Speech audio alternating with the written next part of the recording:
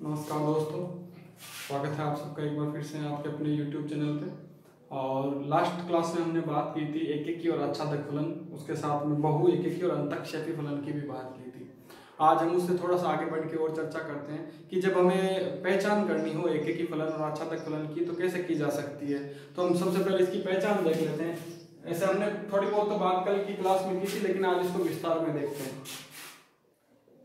सबसे पहले एकेकी फलन की पहचान कैसे कर सकते हैं। तो आपको एक चीज याद रखनी है कि एकेकी फलन की पहचान करने के लिए आपको कोई भी दो पॉइंट ऐसे लेने हैं जो बराबर नहीं है, उनकी वैल्यू भी जो फलन f के अंतर्गत जो वैल्यू होगी उनके प्रतिबिंब होंगे वो इक्वेशन इक्वल नहीं होने चाहिए। इसके साथ में आपको मैंने कल क्रमित युग्मों के माध्यम से भी बताया था कि समुच्चय अगर क्रमित युग्मों के द्वितीय योग अगर कहीं समान मिल जाते हैं तो वो फलन एकेकी नहीं होता है। इसके साथ में कुछ और भी तरीके हैं जिनके माध्यम से हम एकेकी फलन की पहचान कर सकते हैं, जिसके बारे में हमने कल बात की थी कि अगर x अक्ष के समांतर कोई रेखा बनाई जाए, अगर वो कहीं से भी अगर वक्र को दो बिंदुओं पर प्रतिच्छेद करती है, एक से अधिक बिंदुओं पर प्रतिच्छेद करती है, तो वो वक्र कभी भी एकेकी नहीं होता। जैसे हम बात करते हैं कि यदि ये कोई वक्र है मान लो, तो हमें क्या करना होगा कि x अक्ष के समांतर एक ऐसी रेखा बनानी जो वक्र को क्रॉस करते हुए निकले। तो हमने एक ऐसी रेखा बना दी। अब ये रेखा क्या होती है कि यहाँ से भी प्रतिच्छेद कर रही है और यहाँ से भी प्रतिच्छेद कर रही है, इस वक्र को दो बिंदुओं पे कर रही है। अब ये बिंदु यहाँ 4 था, ये यहाँ पे मान लो 6 था, समझना। तो 4 पर मान इसका आया मान लो 3 आया, और 6 पे भी इसका मान आया 3। इसका मतलब 4 और 6 इनके दोनों के प्रतिबिंब है वो 3 हो गया। इसका मतलब ये एकेकी फलन नहीं है। तो हम वक्र के माध्यम से भी ज्ञात कर सकते हैं। और भी एकेकी की एक पहचान होती है कि अगर वक्र है वो सीधा सीधा जाएगा, या चाहे वर्धमान कंडीशन में हो चाहे ह्रासमान कंडीशन में हो, वक्र ऐसे भी जा सकता है, यानी बढ़ता हुआ, जैसे जैसे x के मान बढ़ाएंगे बढ़ता जाएगा। इसका मतलब f dash x is greater than 0, वर्धमान वाली कंडीशन, जिसका अध्ययन हम आगे करेंगे। वर्धमान ह्रासमान जब पढ़ेंगे, वर्धमान की कंडीशन प्रकृति दर्शाता हो या ह्रासमान की प्रकृति दर्शाता हो, अर्थात ये वर्धमान हो गया, ये ह्रासमान की प्रकृति दर्शा रहा है घटते हुए घटते क्रम, यानी f dash x is less than 0।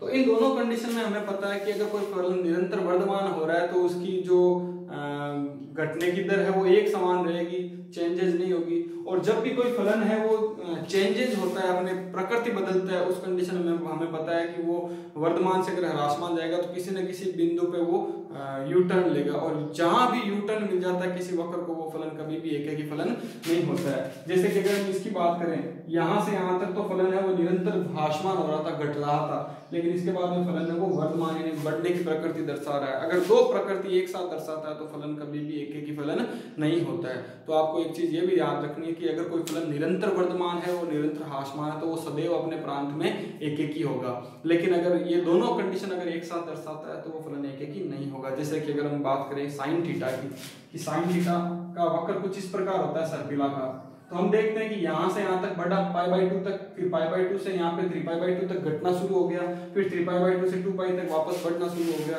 तो अर्थात अपनी प्रकृति बदलता रहता है, और जब प्रकृति चेंज हो जाती है तो उस कंडीशन में फलन हम कह सकते हैं एकेकी फलन नहीं होगा। और जितने भी सम फलन होते हैं, सम फलन का मतलब हो जाता है कि केवल घात सम से मतलब नहीं है, अगर कोई फलन सम प्रकृति दर्शाता है तो उस कंडीशन में भी हम कहते हैं वो एकेकी फलन नहीं होता है। और सम और विषम प्रकृति क्या होती है उसकी चर्चा हम आज की क्लास में आगे करेंगे। तो ये था आपके एकेकी फलन की आप कुछ जानकारी थी वर्धमान ह्रासमान के आधार पे, तो हम उसको डिस्कशन में कर लिया। अब इसमें एक चीज आपको ये याद रखनी है कि जैसे ये समुच्चय A है और ये समुच्चय B है। मान लो B में है m अवयव, A में है n अवयव, तो इनमें से एकेकी होने के लिए बड़ा कौन हो सकता है और छोटा कौन हो सकता है।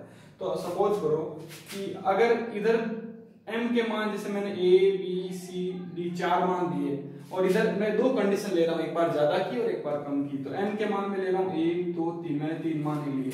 तो इस कंडीशन में क्या होगा कि ये इससे ये इससे।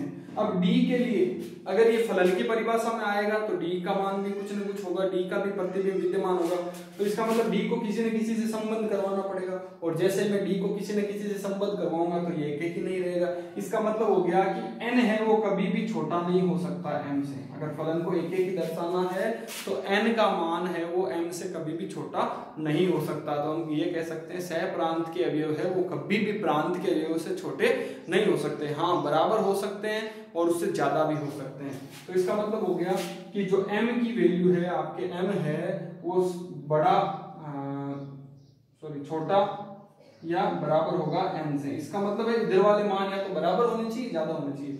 जैसे मैंने बराबर कर लिए तो ये अभी एक एक की पालना कर रहे हैं, यहाँ पे प्रत्येक का संबंध एक के साथ ही है, और ज्यादा भी हो जाए तो कोई दिक्कत नहीं है क्योंकि एक का संबंध दो से तो वैसे भी नहीं हो सकता, तो तभी भी वो एक एक ही कहलाएगा। इसका मतलब पहली कंडीशन तो ये होनी चाहिए कि प्रांत के जो अवयव है वो सह प्रांत के बराबर या उससे छोटे होने चाहिए, कम होने चाहिए, यानी प्रांत छोटा या बराबर होना चाहिए सह प्रांत है। तो पहली कंडीशन तो आपको ये याद रखनी है एक एक के लिए।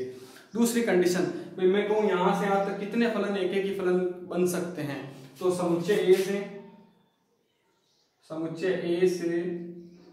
समुच्चय बी में बनने वाले एक एक ही फलनों की संख्या। तो आपको ये फॉर्मूला याद रखना है, कई बार कंपटीशन एग्जाम में पूछा जाता है, एज इट इज क्वेश्चन पूछा जाता है। तो हमें इसमें क्या याद रखना है कि दो कंडीशन होगी। यदि m का मान n से छोटा है, बड़ा है, पहले छोटे वाले ले लेते हैं, छोटा है बराबर है। यदि m का मान n से छोटा है बराबर है, ये कंडीशन। इस कंडीशन में आपको क्या याद रखना है, n बड़ा n है, p m, यानी परम्यूटेशन क्रमचय n में से m, यानी इसका मतलब ये होता है कि इधर n अवयव है। अगर मैं इसकी बात करूं एक की, तो ये इसके लिए m अवयव खुले हुए हैं यहां तक। ऐसे समझो आप कि जब मैं एक की बात करता हूं, एक किससे संबंधित हो सकता है, इन चार में से किसी एक के साथ संबंधित हो सकता है।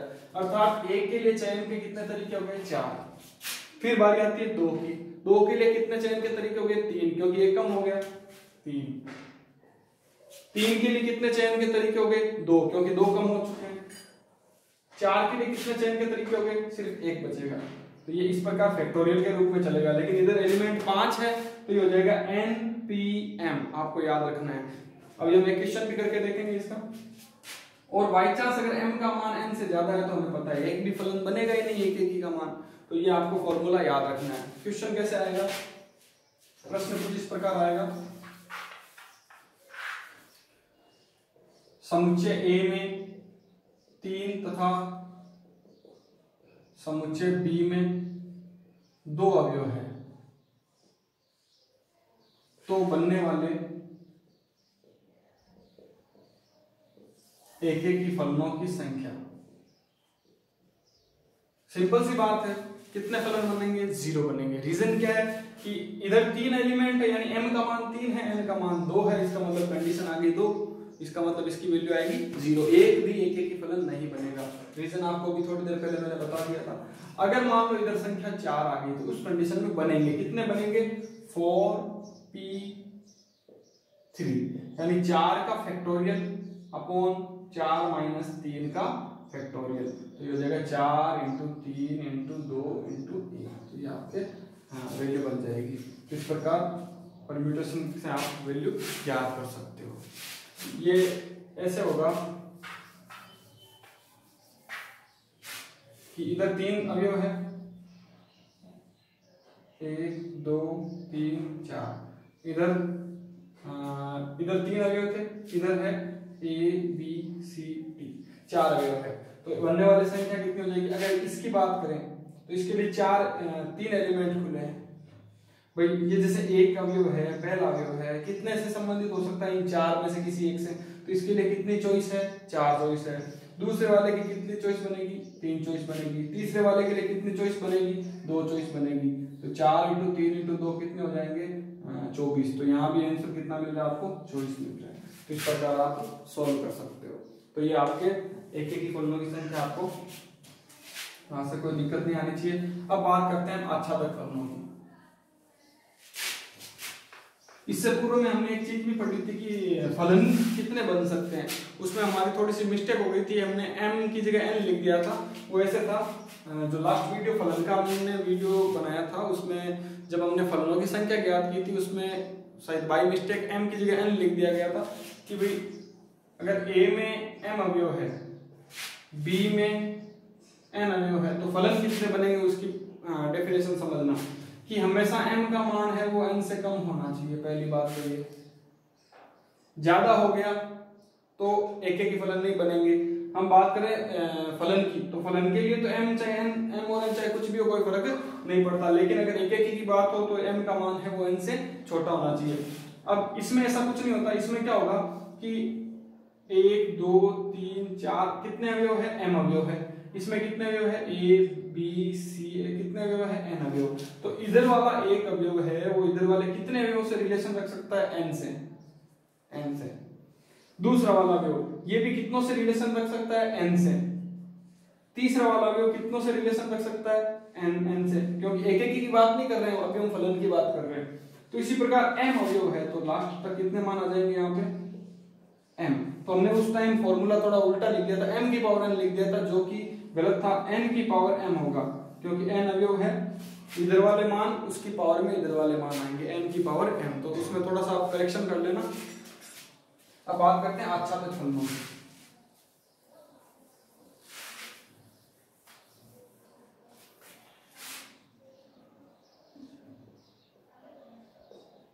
आच्छादित फलन, एक चीज याद रखना कि विषम घात के जितने भी बहुपद है वो सदैव आच्छादित फलन होंगे। विषम घात के जैसे x की पावर 3, x की पावर 5, x की पावर 3 प्लस 2x², ऐसे विषम घात के जो बहुपद होंगे उनकी जो विशेषता होगी वो आच्छादित होंगे फलन सभी।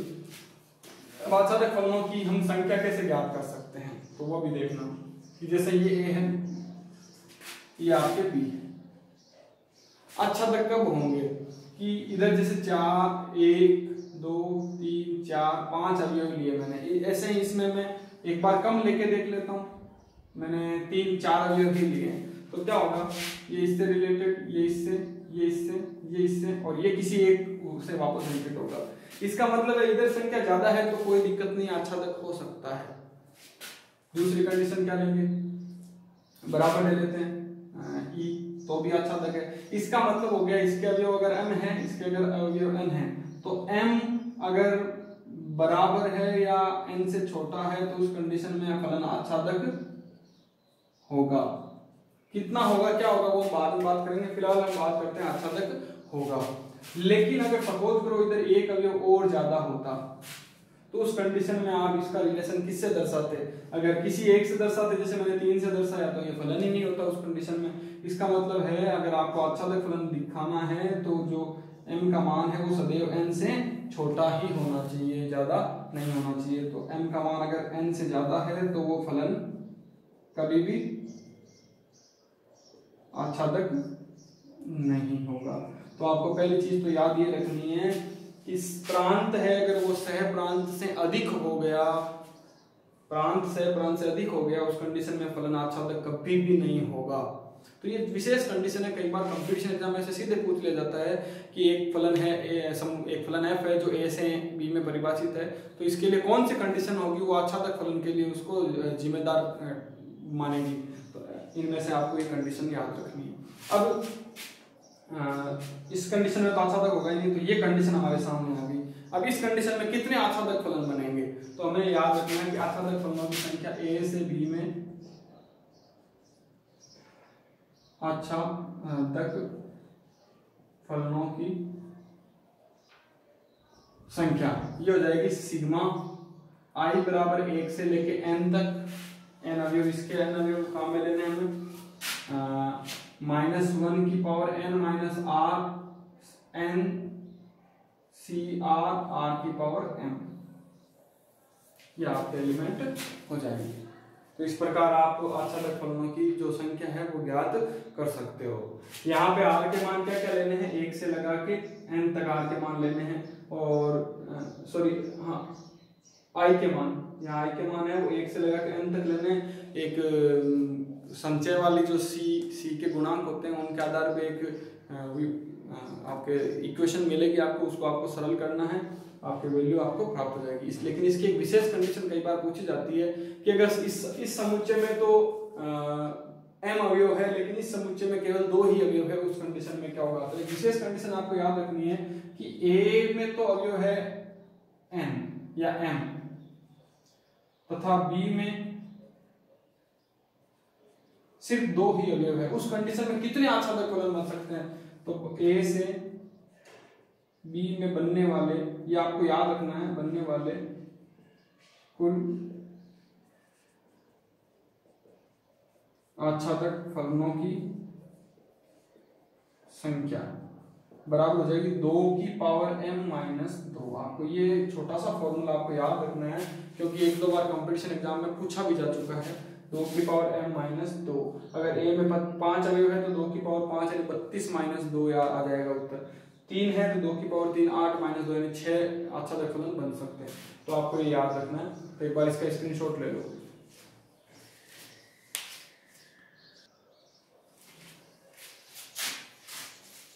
इसमें एक चीज और याद रखना कि m का मान है वो 1 से भी बड़ा होना चाहिए। अगर 1 से बड़ा नहीं होगा तो कोई एलिमेंट ही नहीं होंगे, इधर एलिमेंट नहीं होंगे, उस कंडीशन में आप सॉल्व कैसे करोगे इसको। 1 से बड़ा भी होना चाहिए, कम से कम 1 अवयव तो होना ही चाहिए।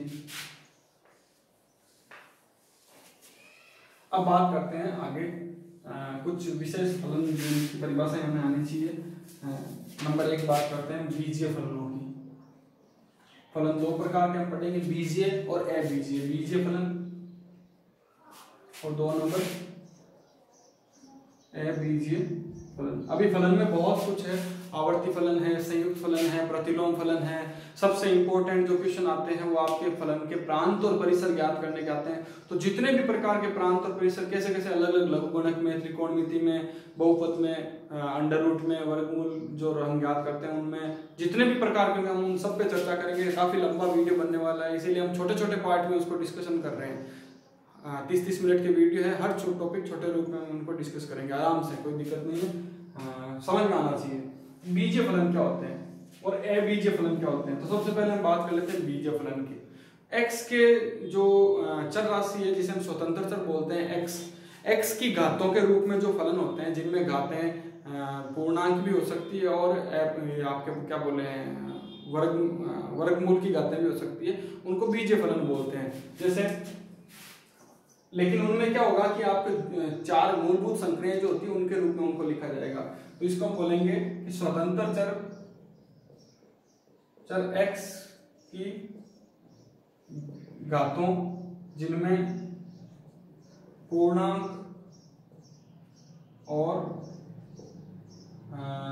वर्गमूल के रूप में 4 मूलभूत संक्रियाएं कौन कौन सी है गणित की, प्लस, माइनस, गुणा और भाग, इनके माध्यम से अगर उनको व्यक्त किया जाता है तो वो क्या कहलाती है, बीजीय व्यंजक कहलाता है। जैसे मैं अगर लिखूं x² प्लस 3x माइनस 4, ये बीजीय व्यंजक है। अगर मैं लिखूं √x प्लस 1/√x तो ये भी एक बीजीय व्यंजक है। मैं लिखूं x की पावर 3/2 माइनस 4 तो ये भी एक बीजीय व्यंजक आ जाएगा। इस प्रकार के हम बीजीय व्यंजक ज्ञात कर लेते हैं। अब बात आती है अबीजीय व्यंजक की। तो जो बीजीय व्यंजक नहीं है यानी बहुपद के रूप में नहीं लिखे जा सकते वो अबीजीय व्यंजक कहलाते हैं। जैसे इनमें ज्यादातर हम किसकी बात करेंगे, नंबर 1 त्रिकोणमिति फलन जितने भी है, त्रिकोणमिति, प्रतिलोम त्रिकोणमिति, प्रतिलोम वर्तीय फलन जो हम कहते हैं जिन्हें। 3 नंबर नाम हम चरघातांकी। 4 नंबर लघुगणक, अतिपरवलयिक। ये फलन जो होते हैं इनको हम अबीजीय फलन यानी अनअलजेब्रिक फंक्शन इनको कहते हैं। तो हम बात करते हैं फिलहाल बीजीय फलनों में। तो आप जानते हो परिमेय फलन भी आ जाएंगे, अपरिमेय फलन आ जाएंगे, वो आप कर देख लेना अपने हिसाब से, तो विशेष नहीं उनमें आप कर सकते हो। अबीजीय फलनों की बात करते हैं, उनमें सबसे पहले त्रिकोणमितीय फलन जिनमें साइन कोस जो वृत्तीय मान होते हैं त्रिकोणमिति के रूप में हम लिखते हैं, साइन थीटा कोस थीटा जो होते हैं उनमें उनको त्रिकोणमिति में डालेंगे। प्रतिलोम में sine inverse x cos inverse x जो प्रतिलोम वर्तीय फलन है वो आ जाएंगे। चरघातांकी की बात करते हैं। सबसे पहले हम बात करते हैं चर घातांकी फलन। नाम से स्पष्ट है, नाम है चर। चर राशि की जो घात होती है उसके रूप में जो फलन व्यक्त किए जाते हैं वो चर घातांकी फलन में क्या मतलब आते हैं। इसमें क्या होता है कि कोई संख्या है ए जिसका मान क्या नहीं है, 1 के बराबर नहीं है, जिसका वैल्यू है वो 1 के बराबर नहीं है। तो चर राशि 1 के लिए हम क्या करेंगे कि a की पावर जो x है, fx बराबर a की पावर x है, ये एक चर घातांकी फलन कहलाता है। a का मान 1 नहीं है। अब इसमें क्या हो जाएगा कि a का मान 1 नहीं है तो क्या हो सकता है, a का मान या तो मतलब आपके 1 से छोटा या 1 से बड़ा, 1 नहीं होना चाहिए। तो a का मान, पहली कंडीशन, a का मान अगर 1 से छोटा होगा तो क्या होगा, a का मान 1 से बड़ा होगा तो क्या होगा। जब a का मान 1 से छोटा होगा उस कंडीशन में, यानी जैसे मैंने बोला 1/2, तो उस कंडीशन में आप क्या करोगे, जैसे जैसे x के मान बढ़ाते जाओगे तो ये इसका ग्राफ है वो इस प्रकार नीचे आता जाएगा। जब x का मान 0 रखोगे तो a का मान 1 हो जाएगा, क्योंकि a की पावर 0 है वो 1 हो जाता है। तो इस प्रकार का जो ग्राफ आपको हास्यमान प्रकृति का ग्राफ मिलेगा। कौन सी कंडीशन में, जब a का मान 1 से छोटा हो। जैसे मैंने लिख दिया 1/2 की पावर x। अब आप x के मान बढ़ाते जाओगे, हमें पता है अगर दशमलव की कोई संख्या जैसे 0.4 है, अगर उसकी घात आप 2 करोगे तो 0.16 और छोटा होगा, घात 3 करोगे तो 0.064 हो जाएंगे और छोटा हो जाएगा। तो अगर 1 से छोटी राशि है, अगर आप उनकी घातें बढ़ाते जाओगे तो वैल्यू आपको और छोटी मिलती जाएगी। तो ये प्रकृति दर्शाएगा। वर्धमान प्रकृति के लिए क्या हो जाएगा, a का मान 1 से बड़ा होगा, अर्थात जैसे मैंने बोला 2 की पावर x। अब आप x का मान बढ़ाते जाओगे तो 2 की घातें बढ़ती जाएगी। तो इस कंडीशन में ग्राफ ऐसे मिलेगा। लेकिन इन दोनों में एक चीज कॉमन होगी, वो कॉमन होगी ये बिंदु। ये बिंदु आपके दोनों में प्राप्त होगा, चाहे ये हो चाहे ये हो। अब इसमें प्रांत और परिसर क्या हो जाएंगे इसके, तो हम बात करते हैं इसके प्रांत और परिसर की।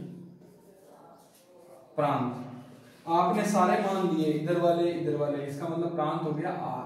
अब बात करते हैं परिसर की। परिसर में 0 शामिल नहीं हो रहा है क्योंकि 0 तक पहुंच नहीं रहे हैं, तो 0 से लगा के ऊपर तक कितने पहुंच रहे हैं, प्लस अनंत तक। इसका मतलब मैं इसको बोल सकता हूँ r+ भी बोल सकता हूँ। 0 से ऊपर के सारे मान ले रहे हैं, ये BC का हो जाएगा, दोनों का मान सेम हो जाएगा। प्रकृति वर्धमान और ह्रासमान दोनों हो सकती है। किस पे डिपेंड करती है, a के ऊपर डिपेंड करती है। तो ये चर राशि की घात के रूप में जो होते हैं इनको चर घातांकी फलन कहते हैं। इसमें e की पावर x का भी आता है, आप सब जानते हो, ये भी एक चर घातांकी फलन है। e का मान 2.71 होता है। और इसके बाद में बात करते हैं लघुगणकीय फलन की। लघुगणक log a आधार x।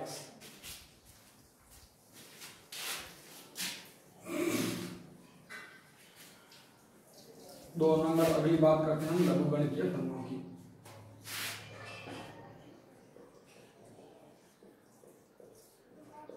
लघुगणकीय फलन, लघुगणकीय फलनों में क्या हो जाएगा,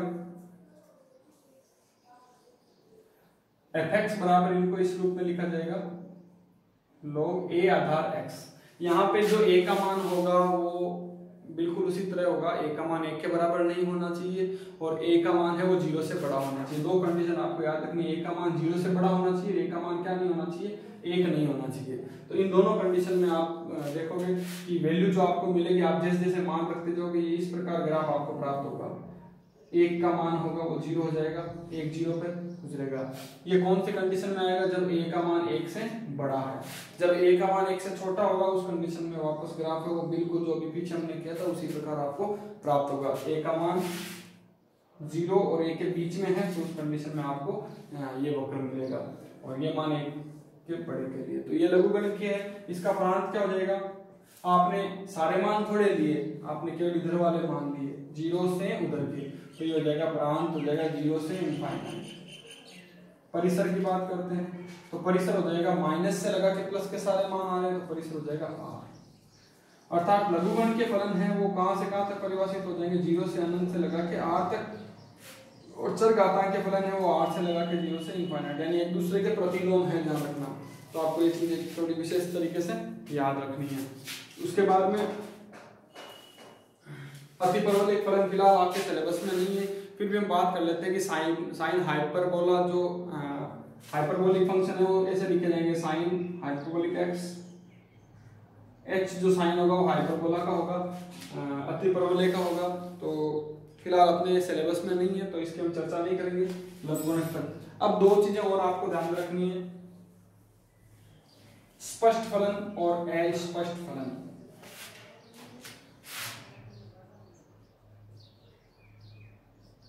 स्पष्ट फलन, अस्पष्ट फलन, ये वर्ड आपको बार बार परेशान करेंगे, इसलिए हम एक साथ डिस्कस कर लेते हैं। स्पष्ट फलन का मतलब क्या होता है कि स्वतंत्र चर और परतंत्र चर को एक दूसरे के रूप में स्पष्ट रूप में व्यक्त किया जा सकता है। अर्थात स्वतंत्र चर कौन होता है? x, परतंत्र चर y। तो जब परतंत्र चर को स्वतंत्र चर यानी x के पदों के रूप में व्यवस्थित लिखा जा सकता है तो उस कंडीशन में हम उसको स्पष्ट फलन कहते हैं। जैसे मैंने लिखा y बराबर sin x, स्पष्ट फलन है। मैंने लिखा y बराबर x square plus 2x plus 1, स्पष्ट फलन है। मैंने लिखा y बराबर a की पावर x, मैंने लिखा y बराबर a की पावर x, मैंने लिखा y बराबर अंडर रूट 10x या अंडर रूट log x। तो इस प्रकार के जब फलन है जिनमें x एक पक्ष में मिलता है पूरा, y एक पक्ष में मिलता है, उनको हम बोलते हैं स्वतंत्र फलन, सॉरी स्पष्ट फलन। जब अस्पष्ट फलन की बात आती है तो हम कभी भी y और x को अलग अलग नहीं कर पाते हैं। जैसे इस प्रश्न आ गया y square plus x square plus 2xy, आप इसमें से कभी भी y को अलग नहीं कर पाओगे। प्रश्न आ गया sine under root x square minus Y square plus cos x बराबर 0, कभी भी आप x और y को अलग नहीं कर पाओगे। जब ऐसी कंडीशन आती है तो हम इसे अस्पष्ट फलन बोलते हैं, क्योंकि हम y को कभी भी x के पदों में कभी भी नहीं लिख पाते हैं, उन फलनों को हम अस्पष्ट फलन बोलते हैं। तो ये थे आपके मुख्य तौर पर फलन। अगला जो हमारा वीडियो होगा, अगली जो क्लास होगी उसमें हम संयुक्त फलन और प्रतिलोम फलन, जो अगला टॉपिक होगा वो ये होगा, उस पर हम चर्चा करेंगे। तब तक के लिए धन्यवाद, और घर पे रहें और सुरक्षित रहें, अपना और अपने घर वालों का ख्याल रखें। धन्यवाद।